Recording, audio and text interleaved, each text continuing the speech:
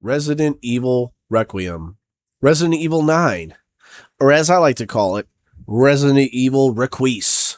Was it good? Did it meet people's expectations? Did it absolutely suck?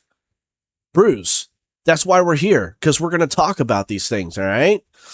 Now, I want to give my thoughts, and I absolutely want to hear what you guys have to say, too. So throw it down in the comments section, Do the pro gamer strat like I keep talking about. It's the greatest thing in the world. Just tunnel vision, panic, smash buttons. Maybe take a peek at the screen, but just mainly like right at the keyboard, right? And the like and subscribe, you know what I'm saying? Make sure to smash that. I don't have any friends is kind of what I'm saying. So, just go ahead and do the thing. But hey, I want to get your thoughts too, because Resident Evil, it's a game that touches a lot of hearts. It tickles here and there, you know what I mean? So this game has impacted millions over the years. So let's go ahead and get right into it. Resident Evil touched a lot of lives throughout the years. It sure did. I myself is one of them, right? And in order for me to really give my thoughts, my feels, talking about our feels, people, about Requiem, and again, let me know what you think. I think I got to go all the way back. Now, I'm not going to get into the nitty-gritties and the lore and the timeline. That's not what I'm here to do in this video. But I feel like in order for me to do justice with this game, I got to go back from when I first played. Back when dinosaurs roamed the earth.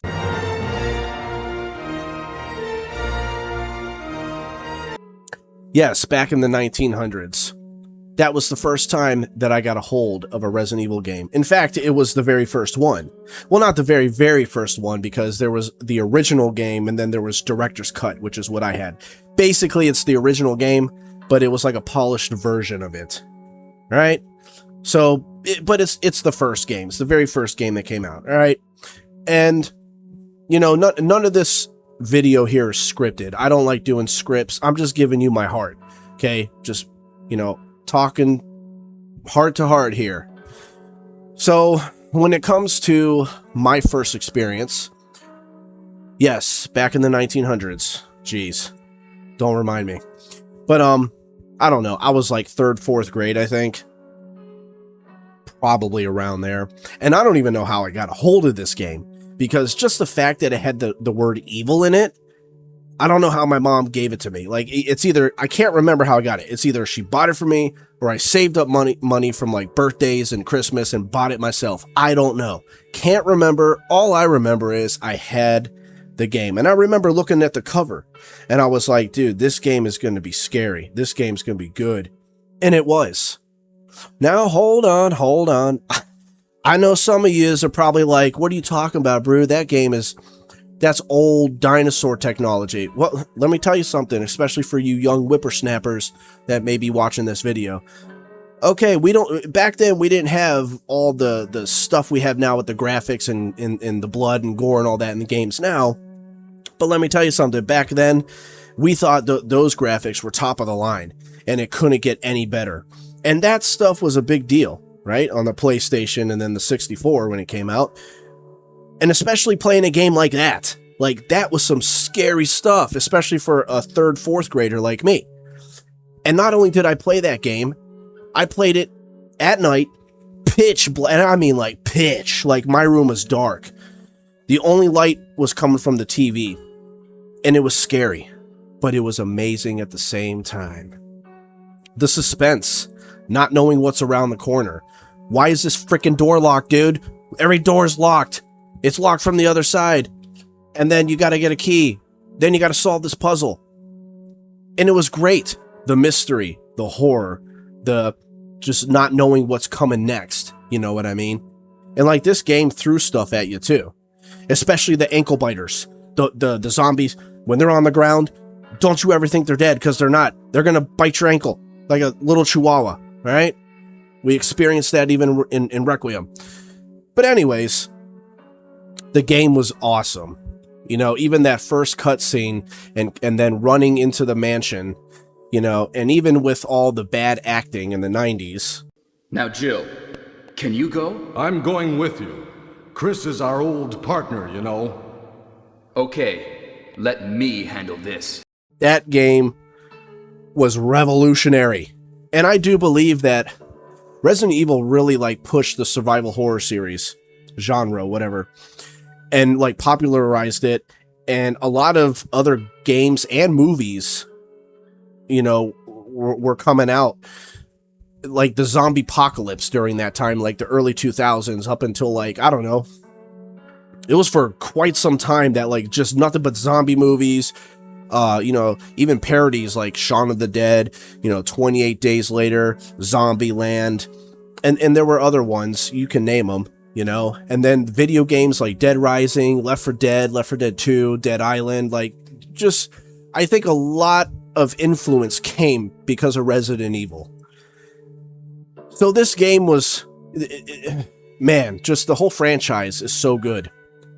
However, there has been ups and downs, and that's where we're going to be talking about those things, right?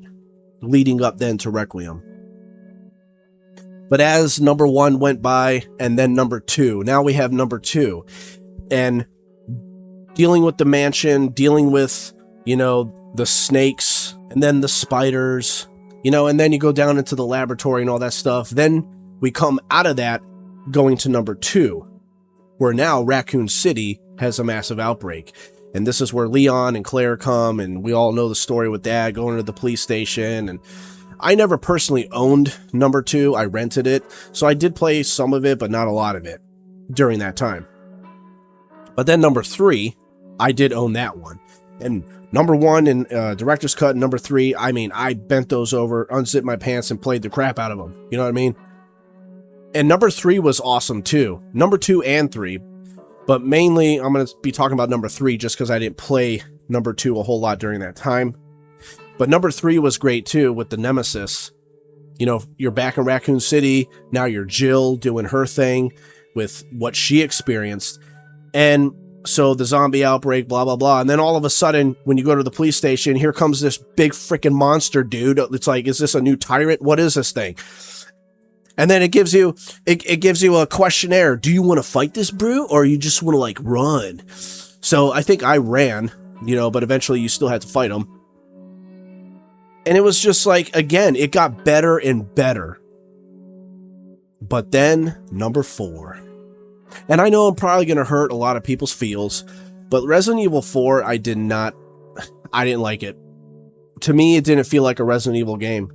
This is where I think Resident Evil, they started like taking a turn for the worse. They started turning the game into something else from what it originally was. And this is why I want to talk about these things, because this is going to have a lot to do with Requiem. And why I actually... Well, I'm not going to say it. But this has a lot to do with playing Requiem. Because number 4, I didn't like it.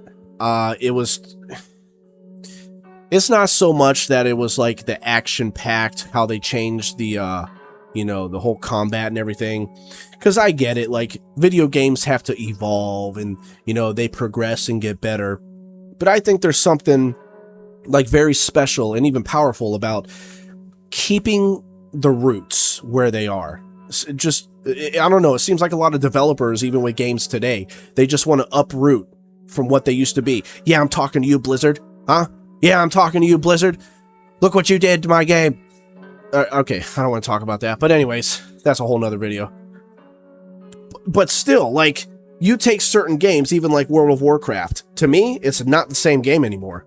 And then there's people out there, well, come on, man, you gotta, like, you know, that's nostalgia, bro, like, you know, things evolve, and I get it, like, you gotta, like, kind of evolve with the times, but when you totally take the roots out of what the game originally was, and what made it good, no matter what genre it is, it's no longer the same game. And believe me, a lot of people don't like that. And it just seems like a lot of devs, even today, they just want to like copy and paste of whatever's popular, that's what we're going to do. It's like nothing's original anymore, you know? And that's kind of sad. But I digress on that. It seems like number 4, that's kind of what was going on. it just didn't feel like Resident Evil to me. It didn't feel like a horror game anymore. It was more action packed, and it just felt like playing Outlast. You know, you just go into this town with these crazy people. Okay, they were infected by a parasite, but still, it's like, I don't know. It didn't feel like Resident Evil to me. It felt like a different game. I was just like, nah, dog, this isn't for me, bro. So there's that. Then we go to number 5 and 6, and I'm not going to talk a lot about these two because, like, for those that know Resident Evil, I think you can get the idea that those two games, especially number 6, absolutely wasn't Resident Evil. It wasn't. They were making the game way too action-packed. It was like watching an action movie. You know, it's to me, it was no longer a horror game. It wasn't like what it once was. And to me, that's bad. That's not good to do that, ever. You know, with any type of genre. So during that time, Resident Evil was actually, you know, the franchise was hurting because there were a lot of people that were upset, especially with number 6. Like, number 6 was almost the nail in the coffin.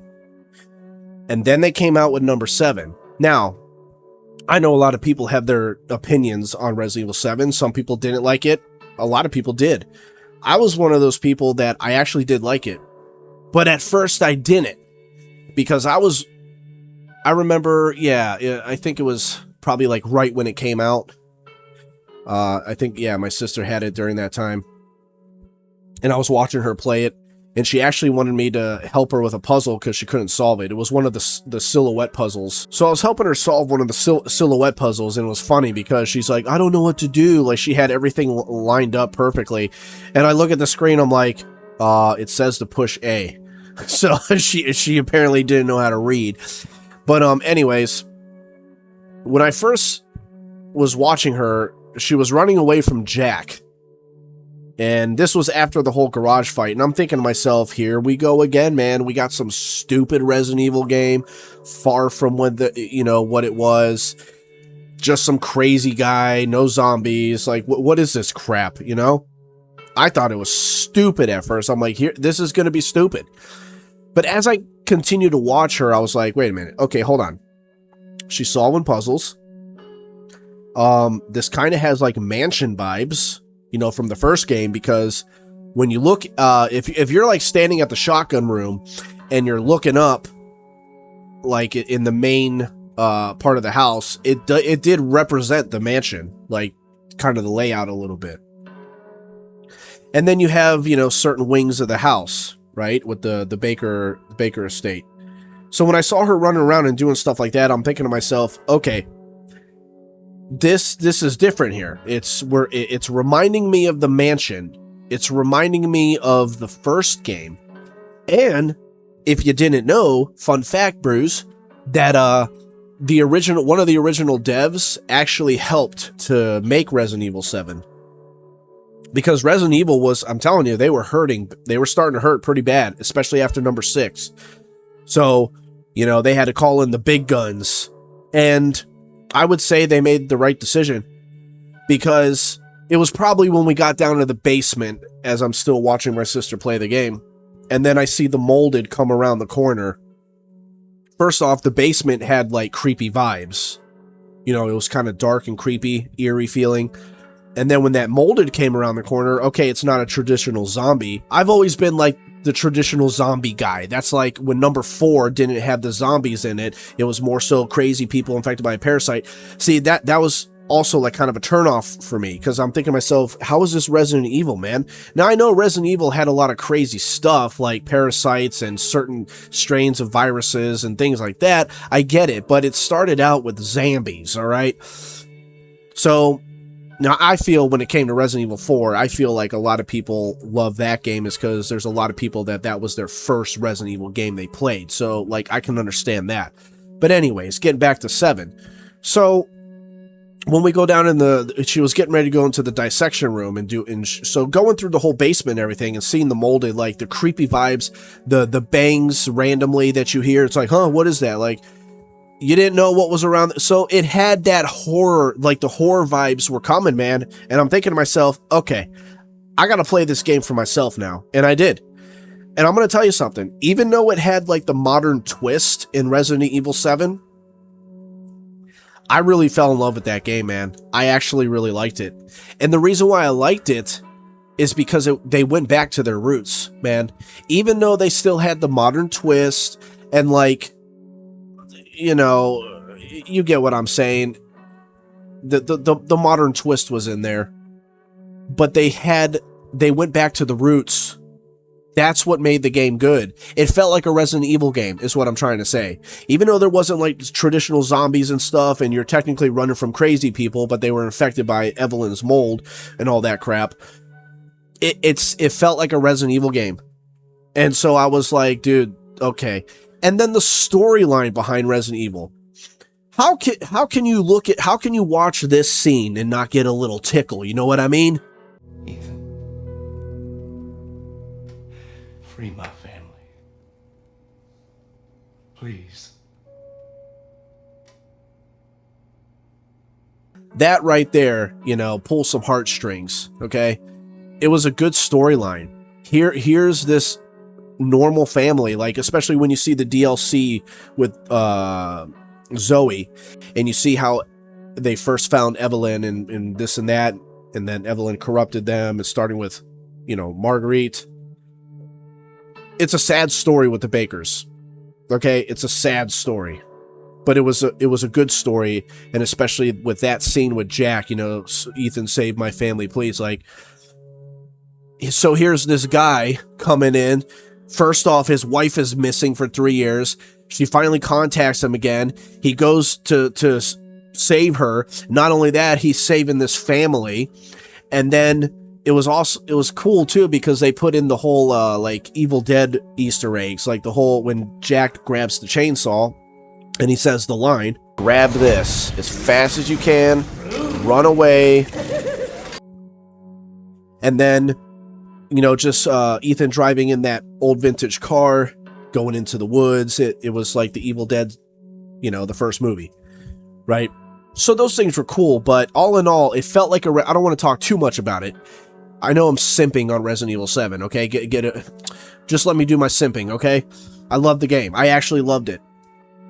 It felt like Resident Evil, and the storyline was great. I think it was a masterpiece. The only downfall I can say when it came to Resident Evil 7 is like the ship, maybe like even the barn too. The barn was kind of like, and then the ship and the mines, I feel like maybe they could have done a little bit more of that. But the ship, especially at the basement floor,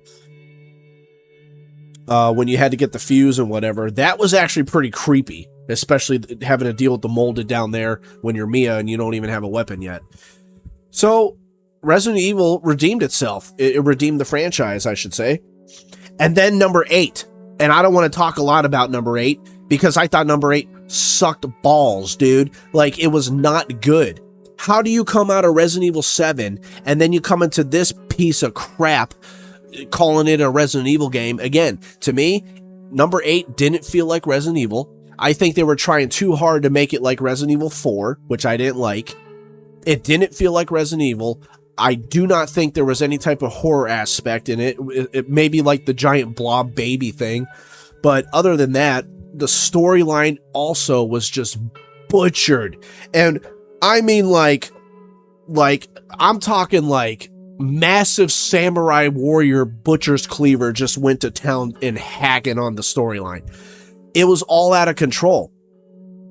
Like, to me, it was craziness. Like, okay, Mia gets gunned down, but technically it's not Mia, it's the lady, I forget her name. And then the old lady was that lady from that was trying to revive her daughter, and she infected people with the mold in that village. And then she used Evelyn and the connection. It's like, and then Ethan was dead the entire time, and then Evelyn comes back. It's like everything was just like, what the frick is this, bro?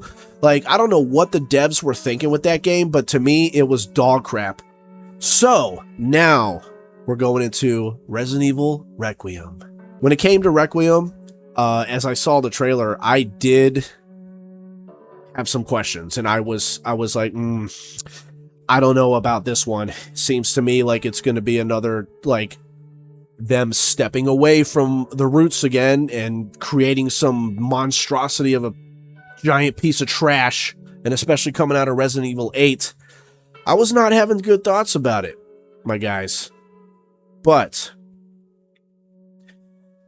I will say, when it comes to Resident Evil Requiem, I actually really like this game. I liked it a lot. And you want to know why? Because it actually felt like a Resident Evil game. Yeah, they actually went, not only did they go back to the roots with this game, one thing I really liked about Requiem is that they brought in certain aspects of certain timelines of certain games and threw it all into one game, which I really like that. And I'll get into that here in a second, mainly when they went into Raccoon City again, when you were Leon. But coming into the thing with Grace, and Grace's storyline, by the way, is actually really good. I was kind of confused for a second, but at the end, I was like, okay, I get it. Still some questions, though. That storyline to me was really good, actually. I was kind of confused at first because I thought she was infected. Because she got bit by that dude, remember? Like, in the beginning, she got bit by that cop that turned to a zombie. Right? And then, like, she didn't turn. So I'm thinking to myself, okay, something's going to be with this girl. But then when you see Spencer and he's holding her as a baby, he said that she was normal. And she was normal, apparently. So that was kind of weird, but the whole her getting bit, like, huh? Unless I missed something, I don't know. But her story was pretty good. It was sad, but then also had a happy ending. I guess like when the demon babies came out in the orphanage and she didn't turn into one of those demon babies, maybe that, she was normal, I guess. I don't know. But anyways, yeah, the whole thing with her mom, well, if that was really her mom, well, no, it wasn't. She was adopted. So like, yeah, she lost her adopted mother. Then she meets this Emily, and she starts to get attached to this girl, and she wanted to basically be the mother of this girl, it seems. And then Emily mutates into this big monstrosity of God knows what. And then that was weird too with Emily, because apparently she was still alive. Like that was kind of weird, but I like how they threw that in there. It's a happy ending. They gave a happy ending. Okay, cool. Some people may not like that because Resident Evil usually doesn't have so much happy endings, but I thought it was good. It was still sad and depressing because of what she had to go through. But anyways, yeah, I thought Grace's story was pretty good. But anyways, so when we're getting in there, number one, the graphics were amazing. Like going into the city, doing my shoulder bumps and everything on the peoples. But once when she went into her old apartment, where her mother was, unalived, there was creepy vibes. You started feeling the creepiness. There was like a couple little jump scares that they gave you in there. So, and then wasn't there like the hooded guy appeared for a second and closed the door or something like that. So like there was creepiness to it. There was a little bit of horror aspect already coming into the game. So I'm like, okay, this is okay. We're doing some things here. This is looking pretty good. So then fast forward after you do all that. And then of course you did the little puzzle solving there where you had to, open the doors or whatever. And then fast forward after Gideon captures Grace. And then you get into that part. The running from the big, tall, goblin, demented, mutated girl creature. That was pretty fun. I've been playing a lot of indie jump scare games with, like, stealthy stuff like that. So I had fun with that. It was creepy. It had my cheeks clenched, if you want to say that. And then when we got into the main lobby or whatever of the facility, that was pretty cool because immediately I was like, this looks like the police station from number 2 and 3. I was getting police station vibes. I was wondering if Mr. X was going to come out and get us. And then, especially when you went into the West Wing, which was the first one that you went into before you went to the East Wing, it felt like the mansion. Even with like the style of the wood that they have with the interior. And then there's actually zombies coming after you. Now, I don't know if these, what is it? I think like these people in this game were infected by like, I don't know, like a variant of the T virus or something like that. Correct me if I'm wrong. But they were like, they were actual like zombies, you know? So I was digging it, and it felt like we were in the mansion again. And I know a lot of people, again, oh, that's just nostalgia. It's like, it's not so much really nostalgia, man. It's just like that whole vibe. I was vibing so hard with that. It was so awesome. Maybe a little bit of nostalgia, but it's not even that. It felt like a Resident Evil game, okay? It actually felt like a Resident Evil game. It was creepy, the horror aspect, the puzzle solvings, and all this and that. I will say, when it came to like the boss fights, they were short and sweet. Especially the last one with Gideon. That one was like kind of lackluster. I thought we were going to have to do some crazy stuff, but that turned out to be easy. Now, I didn't play on the insanity mode or whatever it's called, so it could be obviously a lot different, harder, and this and that. I played on like the normal version. But anyways, the boss fights, they were kind of short. So it was a little like anticlimactic with that. They could have done more with that.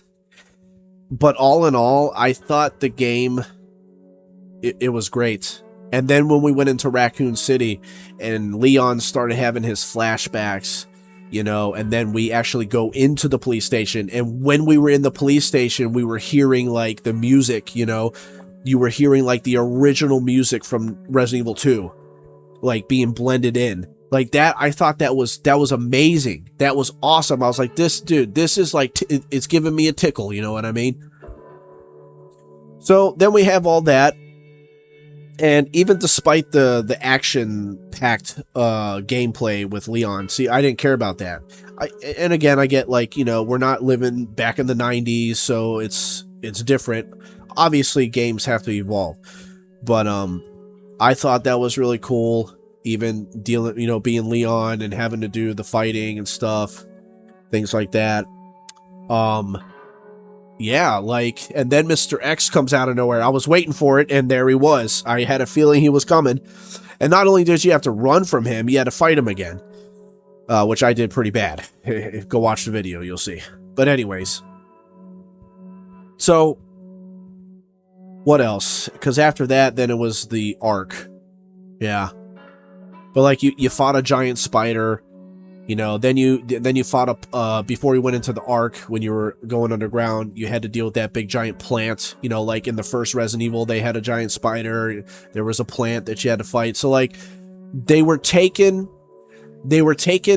aspects of certain games of certain times and throwing it in there. Like again, Raccoon City. Okay, we're back in Raccoon City again. We're actually fighting zombies in Raccoon City. Then you go back to the police station. You hear the nostalgic music of during that time. Mr. X comes out of nowhere. The west wing of the facility, it reminded you of the mansion. Felt like you were in the mansion again. So like there were certain things that they did with this game. It was like they took certain aspects of certain games and threw it all into one. I thought that was great. Man, I could just keep rambling on, but I don't want to make this super long. And again, nothing scripted here. I don't do scripts. I just speak. I know sometimes I ramble, but I thought this game was actually really good. It's actually going to go, it's going to go down as one of the best Resident Evil games I played. Okay? Let me just say it. Yeah. Though Resident Evil 7 will always have a special place in my heart. But anyways, yeah, I think I'm just going to stop rambling, because at this point I'm just, you know, just talking. So let me know what you guys think. Go ahead and, again, do the pro gamer strat. Tunnel vision, panic, and smash buttons. In the comment section, let me know how you feel. Did you like it?